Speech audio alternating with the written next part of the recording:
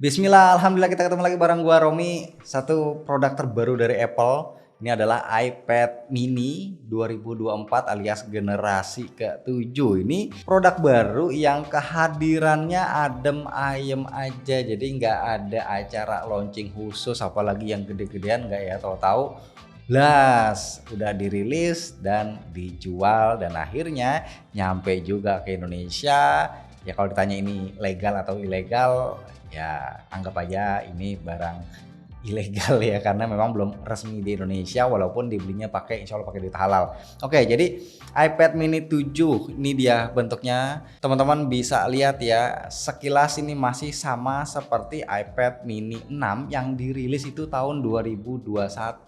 Nah, kita biar enak, ini gue ambil pembandingnya. Nih kebetulan gue ada iPad mini 6 ini yang biasa dipakai sama anak gua, ini warna pink, dan iPad mini 7 ini warna space gray. Kita juga lihat ya boxnya nih sama ternyata ya, ini box iPad mini generasi ke-6, ini iPad mini generasi ke-7. Jadi bisa dibilang ini adalah produk yang sama, cuma di refresh aja, ada ya segelintir lah upgrade yang menurut gua sebenarnya bisa dibilang penting nggak penting ya. Jadi ini produk juga ya dirilisnya juga nggak terlalu perlu amat sebenarnya, cuma mungkin Apple butuh tambahan pemasukan, butuh tambahan omset, jadinya dirilislah si iPad mini 7 ini. Oke, kita balik lagi ke desainnya. Jadi ini adalah produk yang plug ketip plug sama. Mini 7 dan mini 6 ini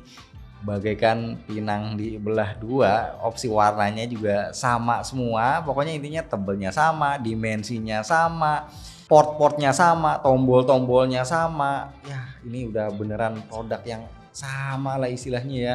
Jadi nanti kita akan bahas apa aja sih perbedaannya, dan bahkan selain ukuran yang sama, otomatis ukuran layarnya juga sama, dia bisa pakai casing yang sama juga. Nah kebetulan ini iPad mini 7 udah gue pakein anti gores dan juga casing punyanya iPad mini 6. Sekarang kita coba pastiin aja ya.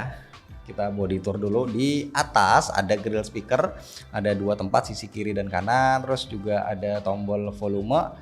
Di kanannya ada tombol power sekaligus sensor fingerprint. Di sebelah kanan ini ada tempat untuk magnet dari Apple Pencil. Di bagian bawah ada port USB-C dan juga ada dua grill speaker lagi. Di sebelah kiri ini kosongan aja, dan di belakang ada satu kamera ditemenin dengan satu LED flash. Oke, jadi untuk layarnya memang sangat disayangkan ya. Jadi iPad mini 6 2021, iPad mini 7 2024. Jadi selangnya itu sekitar 3 tahun, tapi tidak ada peningkatan berarti. Size-nya masih sama di 8,4 inci. Terus yang sangat disayangkan lagi adalah refresh rate-nya. Gila dah, bener-bener Apple ini pelit banget ngasih peningkatan di layar. Jadi ini masih 60 Hz ya. Tuh teman-teman bisa lihat ya, memang ya nggak ada masalah sih gitu ya. Cuman maksud gua hari gini udah pada 120 Hz gitu loh. Ini masih ngasih 60 Hz, tanggung banget gitu ya. Jadi mentang-mentang harganya itu di bawah 10 juta gitu ya, harga di sananya aslinya, terus nggak dikasih 120 Hz, ini tega sih. Kemudian untuk chipset, nah ini salah satu peningkatan yang dikasih sama Apple ya. Jadi si iPad mini 7 pakai Apple A17 Pro yang dipakai di iPhone 15 Pro series. Katanya performa GPU-nya itu naik 25%, performa CPU naik 30%. Nih kita coba aja langsung teman-teman lihat. Ini sudah gua benchmark menggunakan Antutu yang sama versi 10.0.6. iPad mini 7 CPU score dapat 388.000, iPad mini 6 dapat 278.000. Jadi memang jauh ya bedanya, 100.000 lebih. Untuk GPU dapat 560.000 di iPad mini 7, di mini 6 cuma 369.000. Jadi beda skornya hampir 200.000 untuk GPU score. Kemudian gua juga udah tes di Geekbench nih. Oke, kita lihat Geekbench untuk skor CPU-nya. Single core mini 7 dapat 2800, mini 6 dapat 2100, dan multicore-nya ini makin jauh bedanya. Di mana Mini 7 dapat 7017 dan multicore di Mini 6 cuman 5334. Kemudian ada satu lagi gua tes di 3D Mark yang Solar Bay performance core untuk GPU-nya.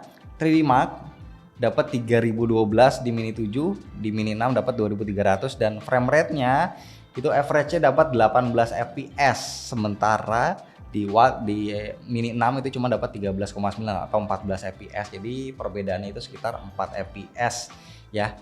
Jadi memang di sini kita bisa lihat salah satu peningkatan yang mungkin akan kita kejar ketika kita beli iPad Mini 7 adalah performanya, yang mana ini memang lebih capable buat running game-game yang terbaru, ataupun teman-teman mungkin ngincer ini buat ngedit foto, ngedit video, terutama kayak CapCut gitu ya, atau mungkin di Final Cut itu lebih gesit lah, lebih kencang. Terus juga untuk game yang kelas menengah ke atas ya, kayak Resident Evil, Assassin's Creed atau NBA 2K, itu yang pokoknya yang game-game kelas menengah ke atas itu juga lebih enak, lebih smooth dimainin di iPad Mini 7 ini. Cuma memang lagi-lagi sayangnya dia size atau kapasitas baterainya tidak ada peningkatan, kemampuan ngecasnya juga sama, nggak ada peningkatan. Jadi cuma performa chipset, CPU dan GPU-nya aja yang memang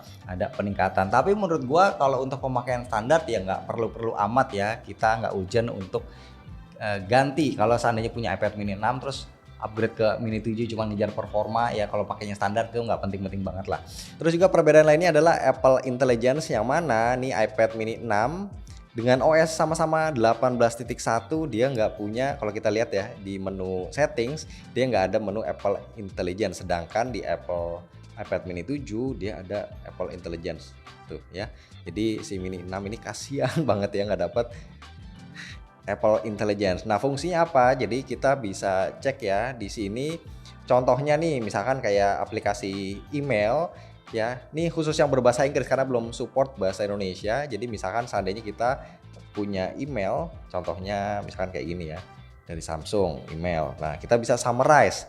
Jadi kita nggak usah panjang-panjang, langsung aja di sini dikasih kesimpulan ini emailnya tentang apa sih gitu. Misalkan kita ambil contoh lagi di sini ya, Netflix.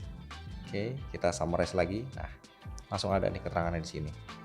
Oh, jadi kita nggak usah baca panjang lebar lagi. Terus next, misalkan di aplikasi foto, nih contohnya kayak gini ya. Nah, kita bisa hapus objek yang tidak kita inginkan dengan fitur clean up. Nih contohnya kayak gini ya. Kita tinggal tandain aja dan cukup rapi sih. Proses juga cepet tuh ya. Teman-teman bisa lihat. Tadi ada orang di sini. Sekarang sudah hilang nih, contohnya kayak gini. Tadi kan ada di sini. Kita lingkarin aja. Nih hilang. Di sini juga ada dikit, kita lingkarin.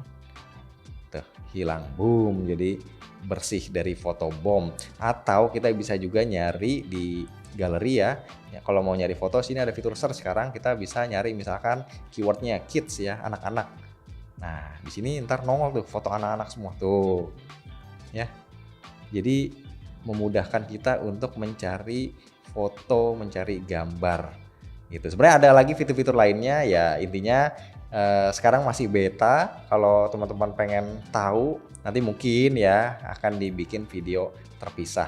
Kemudian peningkatan lain adalah Apple Pencil. Di sini kan teman-teman bisa lihat ya, ada slot Apple Pencil ya di bagian sebelah kanan dari device ini, tapi di Mini 7 kita bisa pakai Apple Pencil Pro. Nah, di Mini 6 itu cuman Apple Pencil Gen 2 aja. Kemudian juga di Mini 7 kita bisa melakukan hover. Jadi kalau teman-teman suka gambar, itu kita bisa mendapatkan, kalau kita lagi gambar terus bikin garis terus udah selesai putus gitu ya, kita pengen lanjut lagi. Nah, di Mini 7 ini ada fitur hover yang mana kita jadi bisa lebih presisi untuk kita pakai buat gambar. Kemudian upgrade lainnya adalah USB portnya, ini USB-C yang dipakai adalah 3.1 Gen 2, sementara di Mini 6 itu 3.1 Gen 1. Jadi buat transfer data di Mini 7 ini akan terasa lebih cepat. Lanjut lagi, upgrade lain yang ditawarkan di Mini 7 adalah konektivitas Wi-Fi. Dia sudah Wi-Fi 6E, sementara di Mini 6 itu Wi-Fi 6 biasa. Nah ini memang kayak perbedaan mungkin dikit ya, tapi gue sendiri memang merasakan ketika gue pakai kedua device ini bukan buat browsing atau streaming, itu sama-sama oke, tapi gue pakainya gue compare buat remote play PS5 atau Xbox Series X ya.